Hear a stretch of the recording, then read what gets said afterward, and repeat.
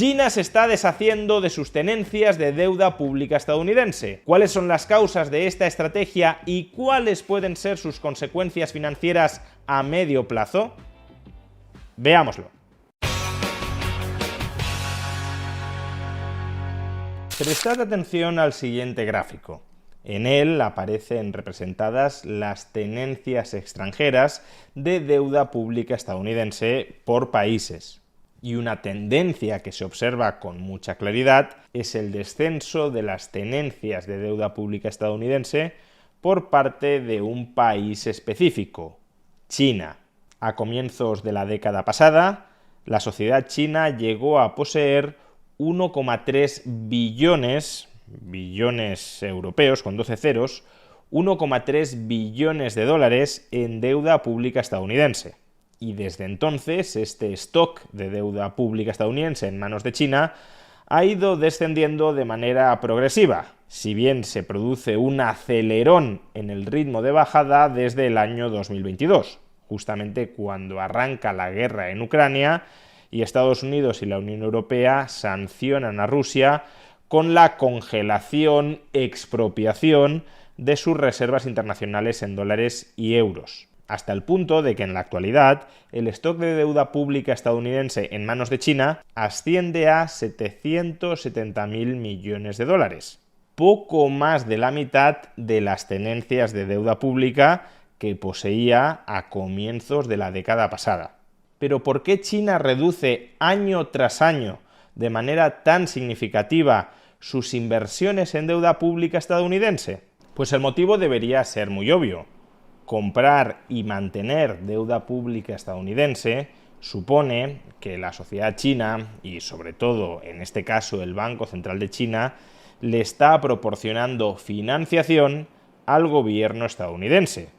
Si existe una rivalidad geopolítica, una tensión geopolítica entre el Estado chino y el Estado estadounidense, no tiene demasiado sentido que el Estado chino esté financiando, le esté prestando recursos a ese rival geopolítico. No solo eso, si atendemos a la experiencia previa acaecida durante la guerra en Ucrania, si en algún momento futuro el enfrentamiento entre los Estados Unidos y China escala a mayores, cabe anticipar que una de las palancas bélicas que presionará al gobierno de los Estados Unidos será expropiarle esas tenencias de deuda pública a China, básicamente impagar esos títulos de deuda pública contra el Estado chino, con lo cual, si ese es un escenario potencial en el futuro, la forma que tiene China de blindarse frente al riesgo de que Estados Unidos le expropie el equivalente a 1,3 billones de dólares es ir desinvirtiendo progresivamente en deuda pública de ese país. ¿Y cuáles son las consecuencias de que uno de los principales tenedores internacionales de deuda pública estadounidense vaya desinvirtiendo progresivamente en este activo? Pues si todo lo demás permaneciera constante, si lo único que cambiara fuera la menor demanda inversora de China sobre la deuda pública estadounidense, lo que sucedería con esta progresiva y creciente desinversión es que el tipo de interés que tiene que abonar la deuda pública estadounidense para ser colocada en los mercados sin generar inflación, el tipo de interés que tendría que abonar esa deuda pública sería creciente, porque si no hay inversores extranjeros que te compren la deuda pública que estás emitiendo, para conseguir atraer nuevos inversores necesitarás subir los tipos de interés. La alternativa a ese incremento de los tipos de interés es que sea la Reserva Federal la que monetice, la que compre esos títulos de deuda pública estadounidense a un tipo de interés constante, a un tipo de interés fijo. Pero en ese caso lo que sucede es que la Fed crea más dólares y si no existe suficiente demanda global por esos dólares, mayor oferta de dólares y no mayor demanda de dólares, en consecuencia mayor inflación. Por tanto, si no se quiere que la Reserva Federal monetice todos esos títulos de deuda pública y los traslade sobre los hombros de la ciudadanía estadounidense en forma de mayor inflación, lo que tendría que hacer el Tesoro para conseguir colocar esos títulos de deuda pública que ya no quiere China es esencialmente subir los tipos de interés. Y si quieres sacar partido de unos rendimientos tan elevados como estos, rendimientos derivados de la menor demanda geopolítica de determinados pasivos estatales, como la deuda pública estadounidense, recuerda que puedes hacerlo a través de la entidad que apadrina este vídeo, Freedom24. Dentro de Freedom24 puedes invertir tu ahorro en sus planes de colocación de fondos a largo plazo mediante swaps de valores, los planes de ahorro a largo plazo de Freedom24. Inmovilizando tu capital a 3, 6 y 12 meses podrás conseguir un rendimiento anual de hasta el 4,38% en euros y de hasta el 7,18% en dólares. Se trata de un producto financiero, además cubierto por el Fondo de Compensación al Inversor de Chipre. Si quieres obtener más información sobre Freedom24 y sobre sus planes de ahorro a largo plazo, puedes hacerlo pinchando en el enlace que aparece en la caja de descripción de este vídeo o en el comentario destacado. Ahora bien, cuidado con pensar que si cae la demanda de deuda pública estadounidense por parte de China y en consecuencia se hace necesario subir los tipos de interés para colocar esa deuda pública sin generar inflación,